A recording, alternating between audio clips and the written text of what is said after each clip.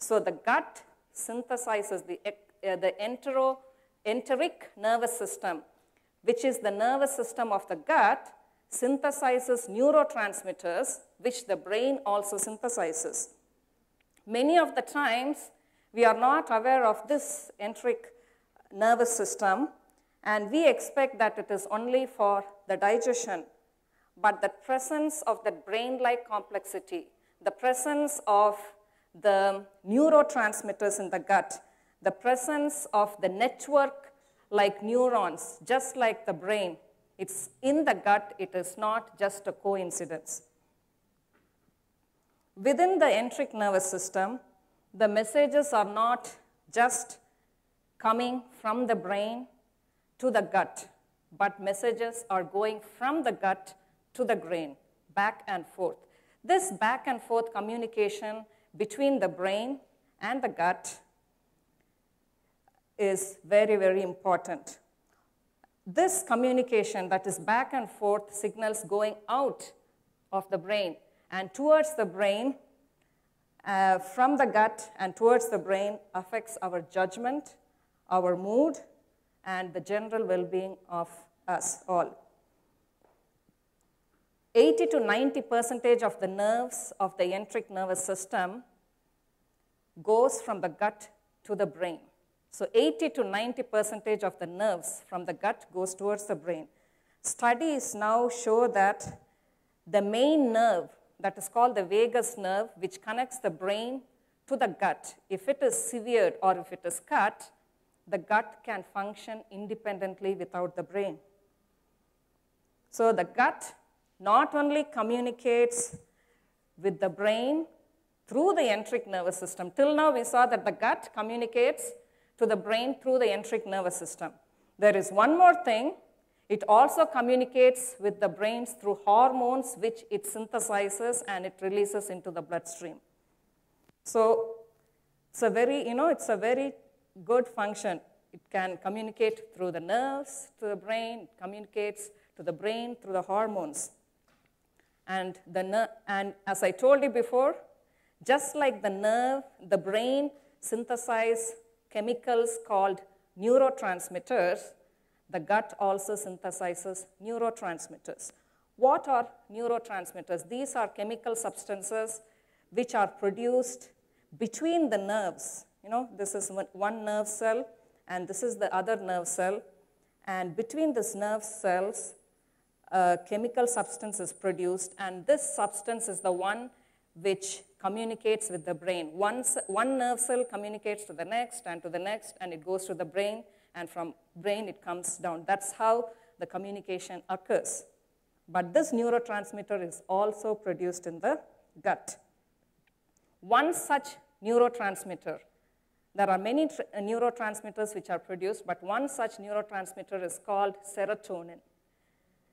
Serotonin is a very important chemical and neurotransmitters for human beings because it regulates our mood, it regulates our social behavior, our appetite, our digestion, our sleep, and our memory. So serotonin regulates our sleep, memory, appetite, digestion, mood, and the social behavior. Studies have shown that there is a link between decreased serotonin in our body and depression. So there is a link between decreased serotonin in our body and depression. So serotonin is very important. It is produced in the brain.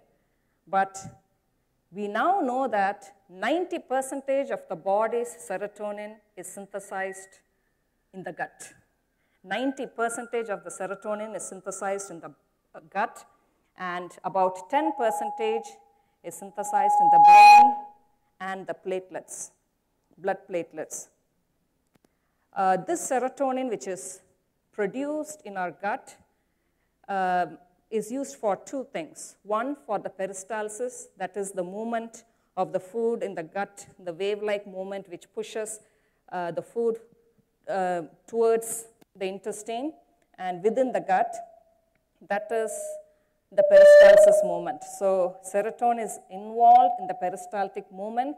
It is also used as a neurotransmitter in the gut.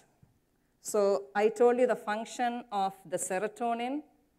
It affects the mood, our social behavior, our sleep, our memory. So if this is synthesized in the gut, which means that gut is very much related to our mood. So our gut and our mood are very much related. That is why there is a link between our gut health and depression. That is why there is a link between our gut health and the mental health. ENS specialist, that is enteric nervous system specialist, Dr. Emeron Mayer says, your gut has capabilities that surpass all your other organs and even rival your brain. So gut is a very, very important organ next to the brain. It's a very important organ. There is another important player in the gut-brain connection. What are these? These are the microbes in the gut. So microbes play a very, very important role in the gut-brain connection. These microbes, in our intestine, we have lots and lots, thousands of microbes, and our intestine is a home to an entire ecosystem of microbes. This collection of microbes in our gut with many species is collectively known as the gut microbiota. So what is gut microbiota? This is the collection of many species of microbes in our gut. So from now on, I'll be using the term as gut microbiota, not microbes. So gut microbiota communicates with the enteric nervous system, and it also communicates with the brain.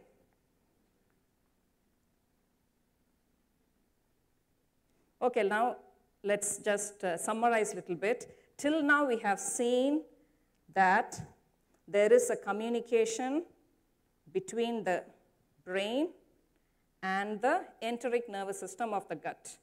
Brain communicates with the enteric nervous system communicates with the brain. And now we have a third player, the gut microbe. This communicates both with the brain and with the enteric nervous system. So from the gut, there are two things which are communicating to the brain and receiving communications from the brain, that is the nervous system of the gut and the microbes of the gut. That is why gut is a very, very important organ in our system next to the brain. So is the gut very much important? Yes, it's very, very important. Other than the gut microbiota, we call it as microbes, there are microbes in other parts of the body. If you see our body through the view of some microscope, our body is fully surrounded by microbes, fully. We think, we see some microbes and we think, that's very harmful. But we are surrounded by thousands and thousands and trillions of microbes in our body, in many parts of the body. They occur in skin, mammary glands, placenta, seminal fluid, uterus, ovarian follicles, lungs, saliva, oral mucosa, that is in the mouth, in the eye, and as we have seen, gastrointestinal tract, that is the gut. But most of this microbiota is present in our gut. Now let's talk about some specifications of gut microbiota. There are around 39 trillion gut microbiota in our gut. 39 trillion, and that is equivalent to the number of cells in our body. There are around 38 trillion cells in our body and 39 trillion microbiota. So both are equal, that much of amount of microbes we have. These are all the normal microbes which are good for us, which are essential for us. And then the gut microbiota weighs around 3 pounds. So all of us are carrying around 3 pounds of microbes in our body, and that is equivalent to the weight of a brain. No wonder we call gut as the second brain. The microbes in the, brain, in the gut weighs equal to the weight of a brain. Even though the gut microbes are very, very small, they are like 10 to 15 times smaller than the human cells. And then in the gut, we have around 500 to 1,000 species of different microorganisms, bacteria, viruses, protozoa, all these kinds. And among this, 1/3 of this microbiota is common for all of us. So 1/3 is common, and the remaining 2/3 is specific for each one of us, 2/3 of the microbes. So why 2/3 is specific, which means that each one of us differ with 2/3 of the microbes, which means it depends on the food we eat and the environment we live in. So the food and the environment plays a very important role in the colonization of the gut microbiota.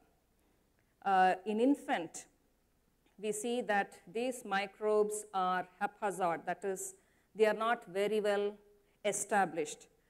But by the time an infant becomes 3 years old, the microbiota is established, and it is just like in the adult. That's why infant dietary practices and the infant environment is very, very important. What we feed and the environment in them plays a very important role in what kind of gut microbiota goes and colonizes in their intestine. There are also different factors which shape the vitality and balance of the normal gut microbiota. Normal, I mean, is they are not pathogenic. That is, they are not disease-causing. These are the ones which are useful for us. The mode of delivery, the gut microbiota, depends on the mode of delivery, and the diet during infancy, the diet during the adulthood, and the use of antibiotic. This gut microbiota, they are not in a baby when it is in the mother's womb. Gut microbiota starts to colonize when the baby starts to come out of the mother's womb through the birth canal. So the microbiota from the mother goes into the baby, and that's how the microbiota starts forming. But this case will not be so in case of C-section. The baby has to develop its own microbiota from the environment or from the breast milk. And the next is diet. The baby has to develop grow its own microbiota from the mother's milk. We don't get that from a formula. So if the baby doesn't have the microbiota, doesn't get the mother's milk, then the baby will get it from the environment. Then the gut microbiota depends on what kind of food we eat, vegan or meat. Vegan food makes the normal gut microbiota to thrive, whereas the meat causes imbalance. There is imbalance. When there is imbalance in microbiota, it's going to damage so much, and that I'm going to talk next week. This time I'm going to talk about the normal thing. Next week I'm going to talk about the abnormal factors. And the next is the use of antibiotics. Antibiotics also cause an imbalance in the gut microbiota. The next is functions. What are the functions of this microbiota in our gut? It helps in digestion of foods that were not properly digested in the stomach and the small intestine. The gut microbes can digest it. And production of some vitamins like vitamin B and vitamin K. Metabolism, like metabolism of nutrients, xenobiotics.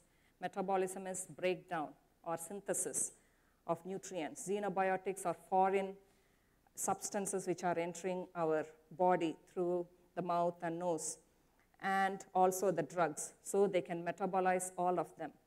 Maintenance of structural integrity of the gut mucosal barrier. The gut has the mucosa, and it is very, very important. If that mucosa is destroyed, then even partially digested food can enter into the blood, and that is very, very bad for our health. That causes many, many disease conditions, even including autism and many mental disorders. That's why gut mucosa is very, very important, and we have to maintain the gut mucosa, and that can be done only through this microbiota. Then, as we have seen earlier, they produce neurotransmitters just like in the brain, and they also, this gut microbiota, they protect our body from other microbiota, that is, or from other microbes, disease-causing pathogens. So our gut microbiota protects us from the pathogenic or the disease-causing microbes which are entering our body. So these are some of the functions. They are involved in the immune system. They help in proper digestion, and these are also linked to our mental health. Gut microbiota is linked to our mental health. Because the role of gut microbiota is so vast and so important, scholars are naming this gut microbiota also as an organ. But this is not, we cannot call it as an organ because it is not produced in the mother when the baby was in the mother, but when the baby came out, it produced by itself. So this can be called as an acquired organ because it functions like an organ with all very important functions. So can the healthy microbiota be disturbed? Can it be disturbed? Yes. Who can disturb it? The owner. Who is the owner? We are the owners. We are the owners of our own microbiota, and we can destroy our own microbiota. We can either destroy them or we can make them to thrive. When we disturb them, we get disturbed, physically and mentally. We'll get physical sickness as also mental sickness. When we take good care of them, our body is in very good health.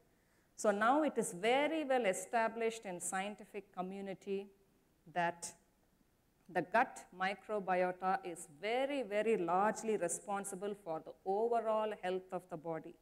So science, nowadays in this 21st century, they are always digging deep into the gut. They are always doing research. More and more research is being done about the gut and the gut microbiota. So is the second brain very important for us? Yes. So next Sabbath and the Sabbath after the next, we are going to see more aspects of how the gut and its microbiota can be spoiled, and also what happens when the gut microbiota is unhealthy, and also how we can make a good, healthy gut. We can see it the next 2 weeks. Yes?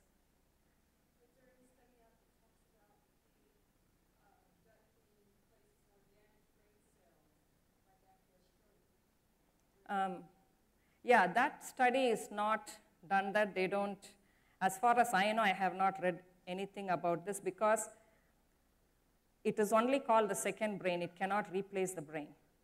So gut can function independently of the brain.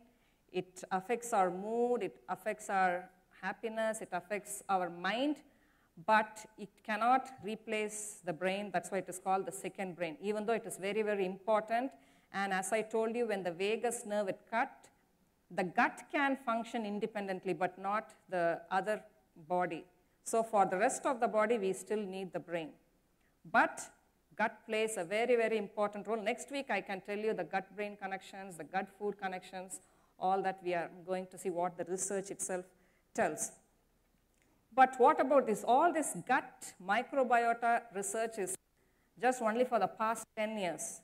Before that, we, for the past like 20 to 30 years, they did vast research on the gut enteric nervous system. But the Bible, thousands of years back, told about the gut-brain connections. Do you know that the Bible talks about gut-brain connections? Let's see what the Bible says. Psalm 31 verse 9. Have mercy upon me, O Lord, for I am in trouble. Mind. Mine eye is consumed with grief, yea, my soul and my belly. So when the mind is consumed with grief, even the belly is consumed with grief. So there is a gut-brain connection. When there is problem in the brain, there is also problem in the gut. That one, next week we'll be talking about this. Psalm 44 verse 25. For our soul is bowed down to the dust, our belly cleaveth unto the earth. So when the soul is down, the belly is also down. When the mind is down, the gut is also down. Do you get this? And the other verse, Proverbs 18 verse 8.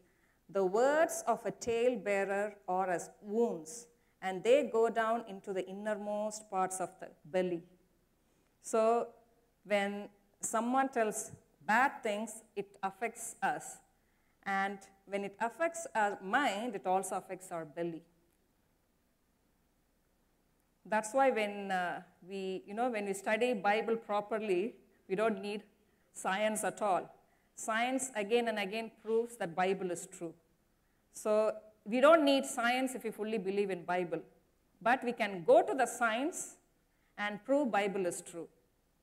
This Job was written many years ago, thousands of years back. But this gut-brain connections, it's only in the past 20 or 30 years, maybe 40 years. Job 15:35, they conceive misbelief and bring forth vanity, and their belly prepareth deceit. So, see the gut-brain connection. Job 20 verse 20, surely he shall not feel quietness in his belly, he shall not save of that which he desired. So, what he says is, when we desire something, and if we don't get it, we will not feel quietness in our belly. So, gut-brain connection. What does Ellen White talk about gut-brain connection? The health of the mind is dependent on the health of the body. 150 years back, this was written. As Christian parents, we are bound to train our children in reference to the laws of life in order to strengthen in them the moral perceptions, the love of spiritual things. We must regulate the manner of our living, dispense with animal food, and use grains, vegetables, fruits, and articles of food. So does Ellen White talk about gut-brain connection? Does she say which is good for our gut? Does she say which is good for the growth of the gut microbiota and for the enteric nervous system? Yes, she didn't use that right terms, but it's there. 1 Corinthians chapter 3, verse 16 to 17. Know ye not that ye are the temple of God, and that the Spirit of God dwelleth in you? If any man defile the temple of God, him shall God destroy, for the temple of God is holy, which temple ye are. The Bible says that our body is the temple of God, and it is our responsibility to keep it healthy, clean, and holy. But God also says not only the body is the temple of God, the house is the sanctuary for the family. So what is the next temple of God? The house. For the family, house is the temple of God.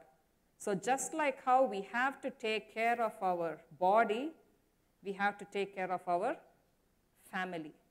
So there is equal weightage and equal importance we have to place on the family, just like how we place importance in our health. Till now we talked about the health connections, how within our body, when there is connection inside our body, we'll have a healthy body. When we have connections within our family members, we will have a healthy family. 1 Timothy chapter 5 verse 8 says, but if any provide not for his own, and specially for those of his own house, he hath denied the faith and is worse than an infidel. So what does God say here? That The head of the family should provide for his own family. He should take care of his family, and if he doesn't, what does he has done? He has denied the faith. So if someone doesn't take care of the family, there's no use coming for the church because it's useless, because God says he has denied the faith and is worse than an infidel. God talks he's very, very specific on how we have to manage our house and our family. Proverbs 22 verse, train up a child in the way he should go, and when he is old, he will not depart from it. God says how a family should train their children. So we are going to see what connections, how a family connections within the members can produce a good, healthy family. Adventist home, page 19, paragraph 2. The influence of a carefully guarded Christian home in the years of childhood and youth is the surest safeguard against the corruptions of the world. In the atmosphere of such a home, the children will learn to love both their earthly parents and their heavenly Father. So, the influence of a carefully guarded Christian home in the years of childhood and youth is the surest safeguard against the corruptions of the world. Just like how the diet and environment plays a very important role for our gut, similarly the influence which we have to carefully guard our home so that our children can grow and they can be safe against the corruptions of this world. Then about the home atmosphere, how we should have a good home atmosphere to have a healthy family. To a large extent, parents create the home atmosphere. So who creates the home atmosphere? It's the parents, not the children. And the children partake of the same spirit. So whatever atmosphere the parents create, that's what the children will have. So if you want to know what is the atmosphere of a home, then you can see the children and they will reflect what the parents are teaching them or what is the atmosphere of a home. That's why home atmosphere is very, very important to train our children. The atmosphere surrounding the souls of fathers and mothers fills the whole house and is felt in every department of the home. Every department of the home, it can be felt, the influence of the parents. The home that is beautified by love, sympathy, and tenderness is a place that angels love to visit and where God is glorified. So, home should be a place of love, sympathy, tenderness.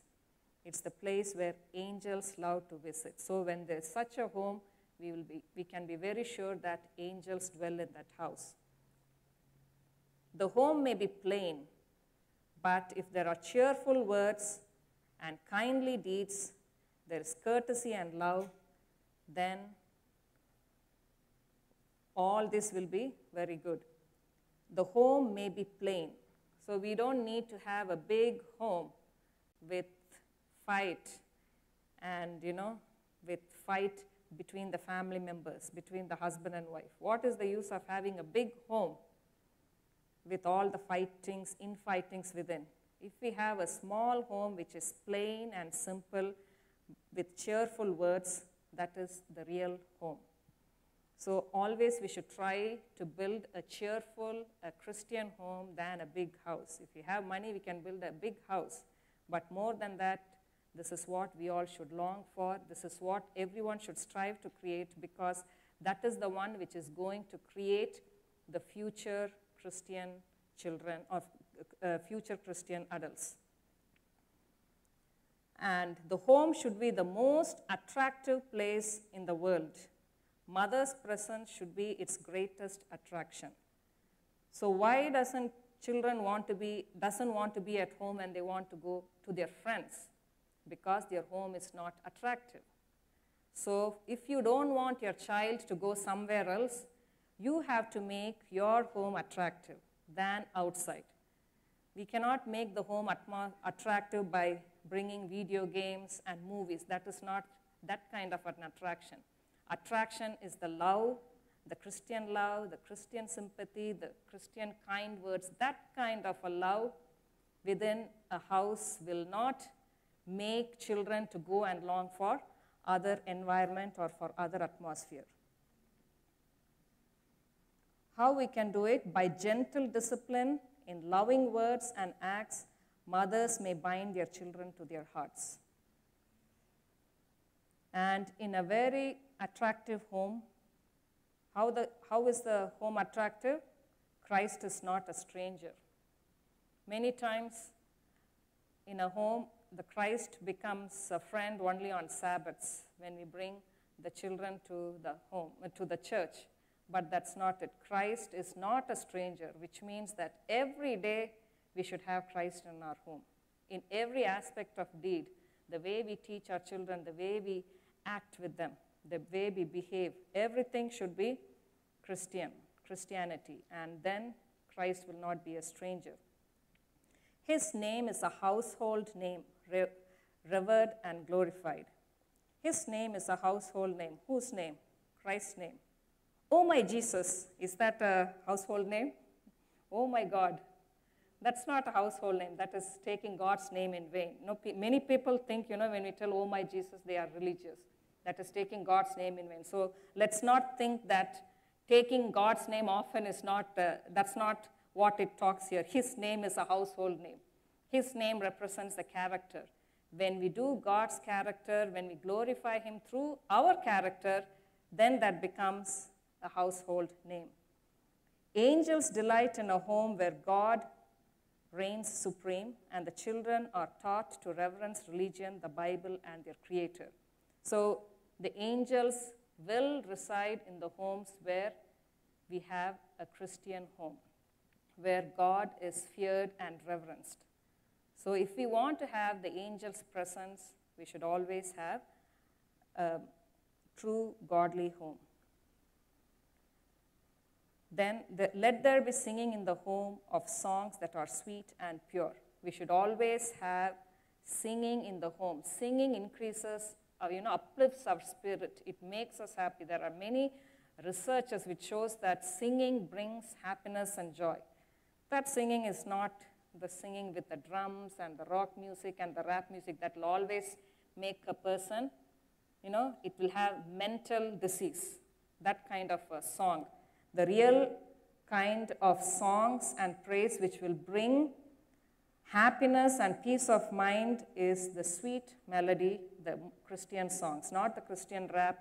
Anything which, has drums and other kind of music, hard thing, that will only bring mental sickness. There are many researchers in that too. Fathers and mothers who make God first in their households glorify God before angels and before men by presenting to the world a well-ordered, well-disciplined family. So when do we have well-ordered, well-disciplined family? When the fathers and mothers make God first in their household. Fathers and mothers. Both the father and the mother should join together, not one parent alone.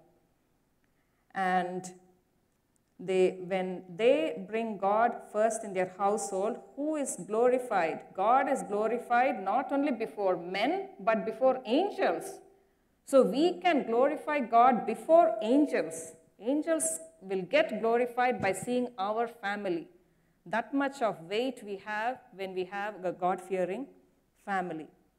Then what does the spirit of prophecy say about family relationship? The family relationship should be sanctifying in its influence.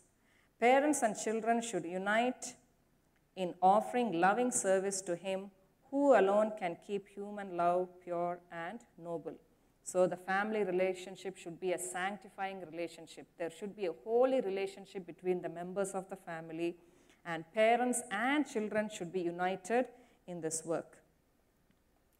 Home religion is fearfully neglected. What religion? Home religion, not the church religion or the outside religion. It is the home religion is fearfully neglected. Men and women show much interest in foreign missions. They give liberally to them and thus seek to satisfy their conscience, thinking that giving to the cause of God will atone for their neglect to set a right example in the home. But the home is their special field, and no excuse is accepted by God for neglecting this field. No excuse. We can never ask God any excuse when we neglect our home. So, which is the first missionary field for us? Our own home. If we just leave our home and go and do missionary work somewhere, God doesn't accept that. God doesn't accept that kind of a missionary work at all. So let us all take a missionary work right from our home. How to bring up our children, how to bring our family members close to one another. That is the greatest missionary work. Why is it that there is such a lack of missionary spirit in our churches? It is because there is a neglect of home piety. That's why home is the place where we have to start. First, we have to start within ourselves. We have to change our own individual lifestyle, then our own family members, our children, and then we can go out and do the missionary work. The cause of division and discord in families and in the church is separation from Christ. So what is the cause of division and discord in the family? It's because the parents have separated themselves from Christ. The secret of the true unity in the church and the family is not diplomacy, not management, not a superhuman effort to overcome difficulties, though there will be much of this to do, but union with Christ. So we cannot bring our family together by diplomacy. No, diplomacy will not act. It cannot. Not management, not any superhuman effect. But what is it? Union with Christ. Each one of us should be united with Christ. Home influences. The happiness of families and churches depends upon home influences. The happiness of families and churches. So only when the family is happy, the church will be happy. So what is church? Coming together of many families. So when all the families are in discord, how will the church be united? The church will not be united. So if the church has to be happy, we should have a happy house. The world is not so much in need of great minds as of good men who will be a blessing in their homes. So we don't need great minds. We don't need intelligent people. We need good men in the world. Good men. We lack good men. Have you seen many recent news? So many men came out of thrown out of the job because they had this affair, that affair. So the world doesn't have good men. But they have great minds, isn't it? There are lots of worldly intelligent men, but there are not good men. So where should the good men start? From the home. And then when we produce good men in the home, then we'll have good men in the church. Then this church can reflect Christ and we can get many good men in the world. So good men should arise from within, then from the family, and then the church. The spirit of fidelity to God is like leaven. So when we are close to God, people see us, and then it is like a leaven, it will spread from one family to the other. When the family is good, when they bring the family to the church, someone else will see the family. Let me also be like that. Then they will do it, and it will spread. So it is like a leaven, and it will spread, and God will be so happy with the families and the church. God-fearing parents will diffuse an influence from their own home circle to that of others that will act as the leaven that was hid in 3 measures of meal. Father and the mother find helpers in their children who give to others the instruction received in the home. So what happens? First, the father and mother instructs the child. Then what does the children do? They go and instruct others what they have received. So what they receive is what they can give. So when they get good instruction in the home, then they give out good instruction And that's how the home influence spreads to the society. The neighborhood in which they live is helped, and for in it they have become enriched for time and for eternity. How come the neighborhood becomes good? As I told you, it's like a leaven. So from parents, it goes to the children, from children to the next family, and from the next family's children to the parents, and it affects the society. That is why preaching, more than preaching, a well-ordered family is very, very essential. One well-ordered, well-disciplined family tells more in behalf of Christianity than all the sermons that can be preached. Such a family gives evidence that the parents have been successful in following God's directions and that their children will serve Him in the church. Their influence grows, for as they impart, they receive to impart again. So a well-ordered, well-disciplined family tells more in behalf of Christianity than all the sermons that can be preached. It's very, very easy to convert people by our behavior of the family than by preaching. That's what God says. So well-ordered family is what we have to do. So if we want to bring people to God, what we should do? Make our family good, right? Then seeing that, and then when we invite people to our home or when we tell about God, they will easily accept than just preaching. The family tie is the closest, the most tender and sacred of any on earth. So which is the most important tie in the world? Family tie. It's not tie with the friendship. It's not relationship with the friendship, with the friends or with church members. No. Relationship with the family members is the most important. That is what we have to. Many times we have more friends outside than within our own family. We have so much of discord and fight within our family, but we have lots of friendship outside the family. That cannot be a good Christian life at all. So the family tie is the closest and the most tender and sacred. This is the most sacred relationship. It was designed to be a blessing to humankind, and it's a blessing wherever the marriage covenant is entered into, intelligently, in the fear of God, and with due consideration for its responsibility. Now we shall see what is the responsibility of the father. So we read that parents create the atmosphere. Parents create the atmosphere in the family, and the children's spirit can be seen. The parent's spirit can be seen in the children. So how a father and the mother should behave in the house, and what is their role? What is the role of father? I was shown that the true meaning of husband is house band. So who is a husband? House band. What is a band? House band is the one who brings the family tie close. So what is the work of a husband? Bring the family close. But what does the husband do now? Many husbands. They beat their wives, kick their children, and they shatter the house.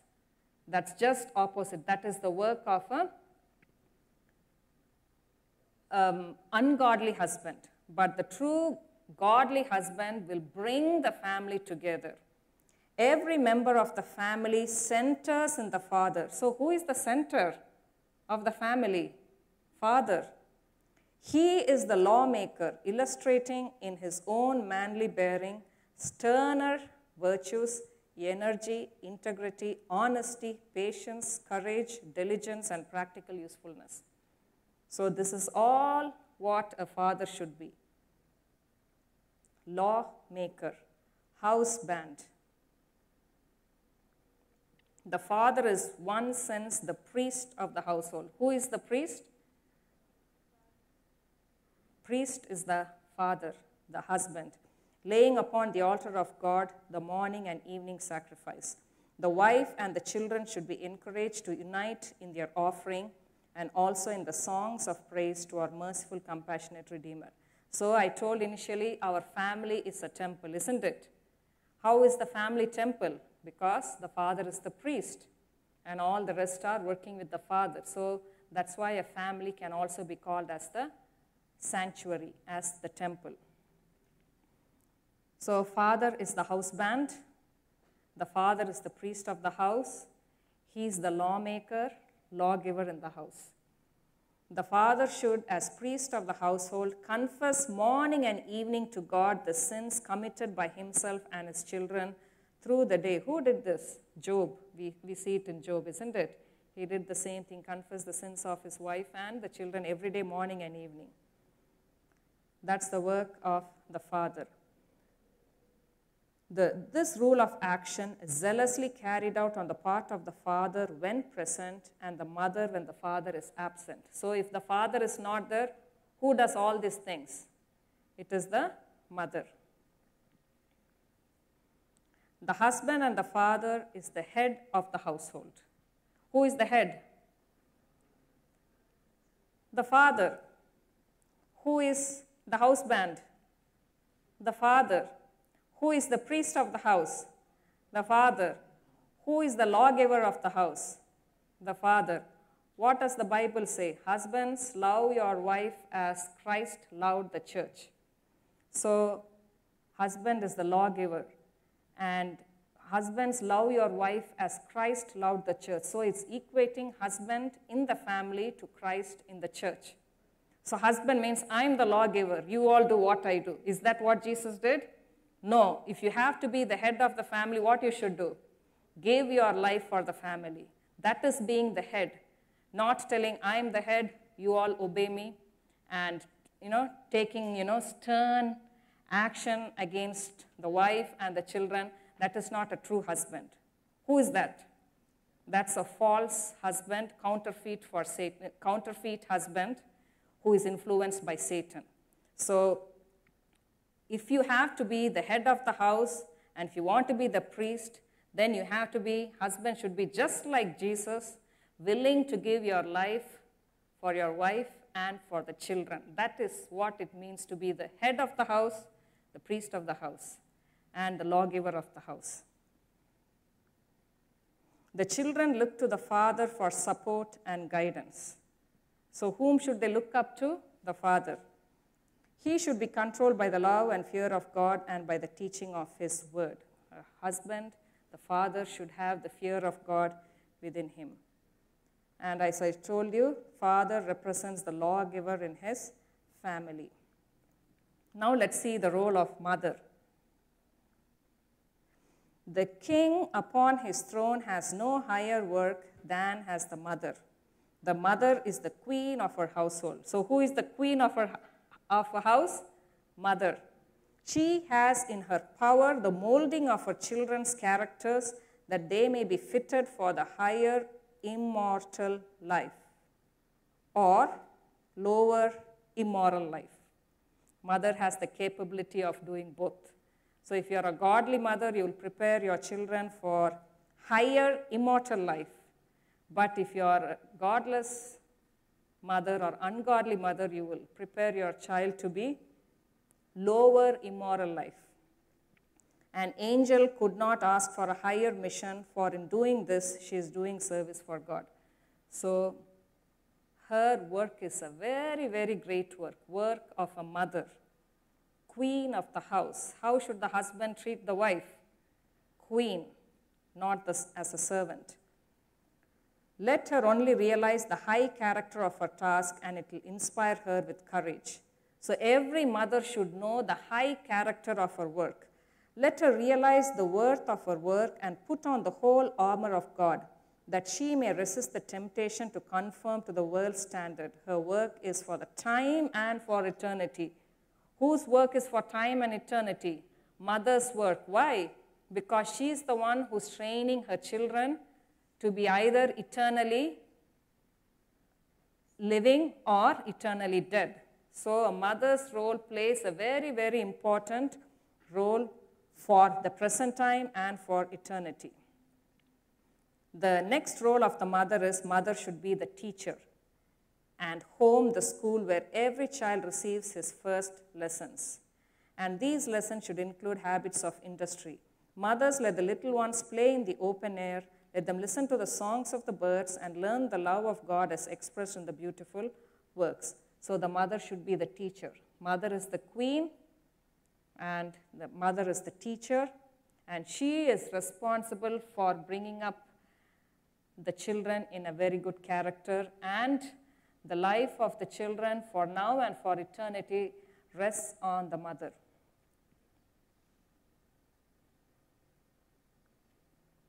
The sphere of mother may be humble, but her influence, united with the father's, is as abiding as eternity. Next to God, the mother's power for good is the strongest known on earth. So next to God, whose power is more strong? Mother. Mother can have a very much hold on the children. That's why mother's task is a very, very important task. The mother's work is given her of God. So who gave her the work? God gave the work to the mother. And what work did he give her? What work did he give her? To be the teacher of the children, to bring them up in godly atmosphere, and to be the queen of the household. This is the work which God gave. But what does mothers nowadays want? They want to take up the role of the father as the priest. And they think becoming the priest of the household is a godly work, sacred work. No, God says the mother's work is given her of God to bring up her children in the nurture and admonition of the Lord. That's a very, very high, sacred work. Thus, the minds of little ones may be so connected with God that all they do and say will be in reference to his glory. And in after years, they will not be like the reed in the wind, continually wavering between inclination and duty. So, if the children are very firm in the truth, who is responsible? It's the mother. Would that every mother could realize how great are her duties and her responsibilities, and how great will be the reward and faithfulness. Every mother should realize. Woman should fill the position which God originally designed for her, as her husband's equal. So, wife is the equal to her husband. That was how God originally designed. And her work, she is equal to her husband, and she has her job role is to take care of her children and take care of the household. The husband work is to be the priest of the house, just like Christ, and he has to take the priesthood, and all the things related to religious thing is what husband should do. We may safely say that the distinctive duties of woman are more sacred, more holy than those of man. Let woman realize the sacredness of her work. Let her educate her children for usefulness in the world and for home in the better world. God sees all the possibilities. We'll skip. God watches with anxious interest to see whether the parents will carry out his plan, or whether by mistaken kindness they will destroy his purpose. So who is watching what the parents are doing? God is watching intently, anxiously, how the parents are going to bring up his children. Whether they are going to destroy for eternal ruin, or they're going to bring up to have eternal life. Parents should allow nothing to come between them and the obligation they owe to their children. Nothing. Nothing should come between them and the obligation they owe to their children. The training of children constitutes an important part of God's plan for demonstrating the power of Christianity.